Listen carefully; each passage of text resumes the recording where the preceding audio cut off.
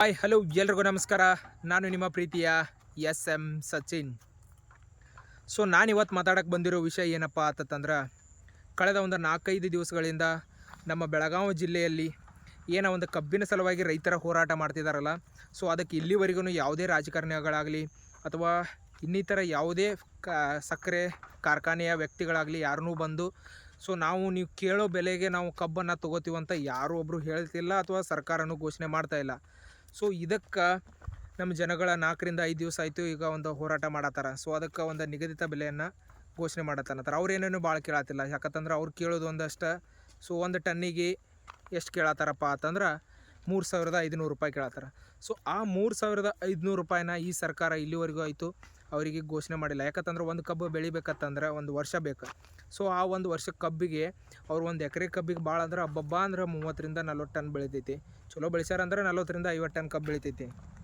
ಅವರು 1-1.5 ಲಕ್ಷ ರೂಪಾಯಿ ತೊಗೋತಾರತ್ತಂದ್ರೆ ಅದರಿಂದ ಅಲ್ಲಿ ಅವ್ರಿಗೆ ಏನಾಗತ್ತಂದ್ರೆ ವರ್ಷಕ್ಕೆ 40,000-50,000 ರೂಪಾಯಿ ಅವ್ರಿಗೆ ಖರ್ಚು ಮಾಡಿರ್ತಾರೆ. 40,000-50,000 ರೂಪಾಯಿ ಖರ್ಚು ಮಾಡಿ ಅವ್ರಿಗೆ ಉಳಿಯೋದು ಎಷ್ಟು? ಅತಿ ಕಡಿಮೆ. ಅದಕ್ಕಾಗಿನ ಅವ್ರು ಏನು ಕೇಳ್ತಾರೆ, ಒಂದು ಕಬ್ಬಿಗೆ ಒಂದು ಸ್ವಲ್ಪ ಜಾಸ್ತಿ ಮಾಡಿದಂದ್ರೆ ನಮಗೂ ಬೆಳೆದಿದ್ದಕ್ಕೆ ಅದಕ್ಕೊಂದು ಅನುಕೂಲ ಆಗುತ್ತೆ ಅಂತೇಳಿ. ಇವರೆಲ್ಲನೂ ಬಿಸ್ನೆಸ್ ಮಾಡಿ ಎಲ್ಲರೂ ಫ್ಯಾಕ್ಟ್ರಿ ಅವರೆಲ್ಲ ಏನು ಮಾಡತ್ತಾರ, ತಾವು ದುಡ್ಡು ಜಾಸ್ತಿ ಮಾಡ್ಕೋತಿದ್ದಾರೆ ಹೊರತಾಗಿ ಈ ಒಂದು ಏನು ಕಬ್ಬು ಬೆಳಿತಾರಲ್ಲ ಆ ಕಬ್ಬು ಬೆಳೆಗಾರರಿಗೆ ಒಂದು ಸರಿಯಾದ ಬೆಲೆ ಕೊಡತ್ತಿಲ್ಲ.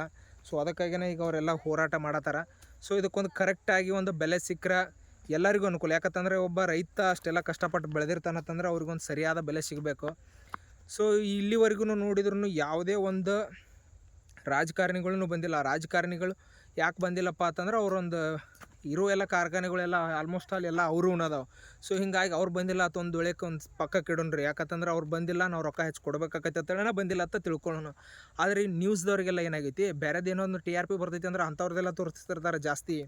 ಆದರೆ ಇಂಥದ್ದೊಂದು ಹೋರಾಟ ಮಾಡತ್ತಾರ, ರೈತರಿಗೆ ಒಂದು ಅನುಕೂಲ ಆಗತ್ತಂದ್ರೆ ಯಾವುದೇ ಒಬ್ಬರು ನ್ಯೂಸ್ ಚಾನಲ್ದವ್ರೂ ಇಲ್ಲಿವರೆಗೂ ಬಂದಿಲ್ಲ. ಯಾಕಂತಂದರೆ ಇಲ್ಲಿವರೆಗೂ ಆಲ್ಮೋಸ್ಟ್ ಹೋದವರೆಲ್ಲರೂ ಸಣ್ಣ ಪುಟ್ಟ ಸೋಷಿಯಲ್ ಮೀಡ್ಯಾದಲ್ಲಿ ಅಥವಾ ನಿಜವಾದ ರೈತರ ಮಕ್ಕಳಂತ ಇನ್ನಾದ್ರೂ ಹೊಲದಾಗ ಕೆಲಸ ಮಾಡ್ಕೊತ ಏನದಾರಲ್ಲ ಅಂಥವ್ರು ಹೋಗಿದ್ದಾರೆ ಹೊರತಾಗಿ ಯಾವುದೇ ಒಬ್ಬ ದೊಡ್ಡ ನ್ಯೂಸ್ದವ್ರೂ ಇಲ್ಲಿವರೆಗೂ ಬಂದಿಲ್ಲ.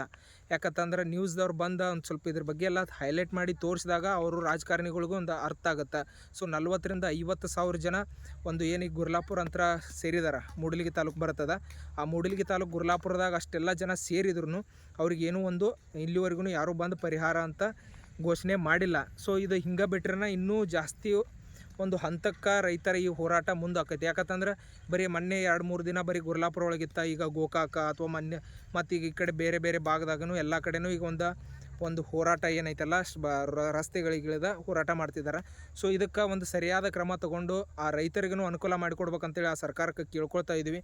ಯಾಕಂತಂದರೆ ಇದೇನೇನು ಬೇರೆ ಯಾವುದಕ್ಕೂ ಅಲ್ಲ. ಯಾಕಂದ್ರೆ ರೈತರ ಮಕ್ಕಳು ಒಂದು ಸ್ವಲ್ಪ ಓದಿಗಾಗಲಿ ಅಥವಾ ಮತ್ತು ಅವ್ರು ದುಡ್ದಿದ್ದಕ್ಕೆ ಇದಕ್ಕೆ ಎಲ್ಲದಕ್ಕೂ ಒಂದು ಅನುಕೂಲ ಆಗಲಿ ಅಂತೇಳಿ ರೇಟ್ ಹೆಚ್ಚಿಗೆ ಕೇಳ್ತಾರೆ. ಅವ್ರೇನೇನು ಇದರಿಂದ ಬಿಸ್ನೆಸ್ ಮಾಡಬೇಕು ಅಥವಾ ರೊಕ್ಕ ಭಾಳ ತೊಗೊಂಡು ಅವ್ರೇನೇನು ಕೋಟ್ಯಾಧಿಪತಿ ಆಗಕ್ಕಂತೇಳಿಲ್ಲ. ಒಂದು ಹೊತ್ತು ಅವ್ರು ದುಡಿದಿದ್ದಕ್ಕೆ ಒಂದು ಹೊತ್ತು ಜಾಸ್ತಿ ಊಟಕ್ಕೆ ಅವ್ರಿಗೆ ಕರೆಕ್ಟ್ ಆಗಲಿ ಅಂಥೇಳಿ ಇಷ್ಟೆಲ್ಲ ಕೇಳ್ಕೊಳತ್ತಾರ.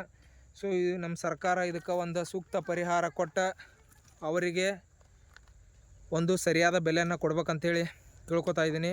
ಈ ವಿಡಿಯೋನ ಆದಷ್ಟು ಎಲ್ರಿಗೂ ಶೇರ್ ಮಾಡಿ. ಯಾಕಂತಂದ್ರೆ ಇನ್ನೂ ಈ ಒಂದು ಹೋರಾಟಕ್ಕೆ ಇನ್ನೂ ಒಂದು ಸರಿಯಾದ ಸೂಕ್ತ ಬೆಲೆ ನಿಗದಿ ಆಗಿಲ್ಲ. ಇದು ಎಲ್ಲಿವರೆಗೂ ಆಗಂಗಿಲ್ಲಲ್ಲ ಅಲ್ಲಿವರೆಗೂ ಈ ಹೋರಾಟ, ಆ ರೈತರ ಹೋರಾಟ ಹಂಗೆ ಮುಂದುವರಿತೈತಿ.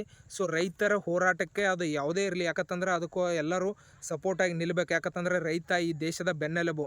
ಈ ದೇಶದ ಬೆನ್ನೆಲುಬುಗನ ಒಂದು ತೊಂದರೆ ಆದಾಗ ನಾವು ಅವ್ರ ಪರವಾಗಿ ನಿಂತ್ಕೋಬೇಕಾಗಿದ್ದು ನಮ್ಮೆಲ್ಲರ ಕರ್ತವ್ಯ. ಆದರೆ ಈ ರಾಜಕಾರಣಿಗಳು ನಿಂತ್ಕೋತಾ ಇಲ್ಲ, ಈ ಒಂದು ನ್ಯೂಸ್ ಚಾನಲ್ಗಳದವ್ರೂ ಬಂದು ನಿಂತ್ಕೋತಾ ಇಲ್ಲ. ದಯವಿಟ್ಟು ಅವರ ಒಂದು ಹೋರಾಟಕ್ಕೆ ಬೆಂಬಲ ಕೊಡಿ. ಅವರೇನೇನು ಜಾಸ್ತಿ ಏನೂ ಕೇಳತ್ತಿಲ್ಲ, ಒಂದು ಟನ್ನಿಗೆ 3,500 ರೂಪಾಯಿ ದುಡ್ಡು ಕೇಳತ್ತಾರ. ಯಾಕಂದ್ರೆ ಅವ್ರು ಅಷ್ಟೆಲ್ಲ ಕಷ್ಟಪಟ್ಟು ಬೆಳೆದಿರ್ತಾರೆ, ಅದಕ್ಕೊಂದು ಬೆಲೆ ಕೇಳತ್ತಾರ ಅಷ್ಟೇ. ನನ್ನ ಹೊರತಾಗಿ ಮತ್ತೇನೇನು ಕೇಳತ್ತಿಲ್ಲ. ನಿಮ್ಮ ಕುರ್ಚಿ ಕೇಳತ್ತಿಲ್ಲ, ನಿಮ್ಮ ಸೀಟ್ ಕೇಳತ್ತಿಲ್ಲ, ಅಥವಾ ಮತ್ತೊಂದು ಏನೂ ಕೇಳತ್ತಿಲ್ಲ. ನಿಮ್ಮ ಬಿಸ್ನೆಸ್ದಾಗ ನಾವು ಪಾರ್ಟ್ನರ್ ಆಗ್ತೀವಿ ಅಂತಲೂ ಕೇಳತ್ತಿಲ್ಲ. ಇದಕ್ಕೊಂದು ಸರಿಯಾದ ಸೂಕ್ತ ಬೆಲೆ ಅವ್ರಿಗೆ ಕೊಡ್ರಿ. ಇಲ್ಲ ಅಂತಂದ್ರೆ ಅವರು ಇನ್ನು ರೈತರು ಬಿಸ್ನೆಸ್ ಮೈಂಡ್ ಆಗಬೇಕಾಗತ್ತೆ. ಯಾಕಂತಂದ್ರೆ ಪ್ರತಿಯೊಬ್ಬ ರೈತನೂ ಬಿಸ್ನೆಸ್ ಮಾಡಿದಾಗನ ಅವ್ರಿಗೊಂದು ಅನುಕೂಲ ಆಕೈತೆ ಅಂತಂದ್ರೆ ಇನ್ನು ಅವ್ರೂ ಬಿಸ್ನೆಸ್ಸನ್ನು ರೈತರು ಬಿಸ್ನೆಸ್ಸನ್ನು ಮಾಡಿದಾಗನ ಒಂದು ಅನುಕೂಲ ಆಗುತ್ತೆ ಅಂತಂದ್ರೆ ಇನ್ನು ಹಂಗೆ ಮಾಡೋಣ ಅಂತ ಹೇಳ್ತಾನೆ. ಅದ್ರದ್ದು ಏನು ಎಂತ ಅಂತೇಳಿ ಪಾರ್ಟ್ 2ದಾಗ ಹೇಳ್ತಾನಂತ. ಈ ವಿಡಿಯೋ ನಿಮ್ಗೆ ಯಾರ್ಯಾರಿಗೆಲ್ಲ ಇಷ್ಟ ಆಗುತ್ತೆ ಲೈಕ್ ಮಾಡಿ, ಶೇರ್ ಮಾಡಿ, ಹಂಗೆ ಸಬ್ಸ್ಕ್ರೈಬ್ ಮಾಡಿ ಅಂತ ಹೇಳ್ತಾ ಈ ವಿಡಿಯೋನ ಇಲ್ಲಿಗೆ ಮುಗಿಸ್ತಾ ಇದ್ದೀನಿ. ಎಲ್ಲರಿಗೂ ಧನ್ಯವಾದಗಳು. ಈ ವಿಡಿಯೋನ ಆದಷ್ಟು ಶೇರ್ ಮಾಡಿರಿ, ಮರಿಬೇಡ್ರಿ.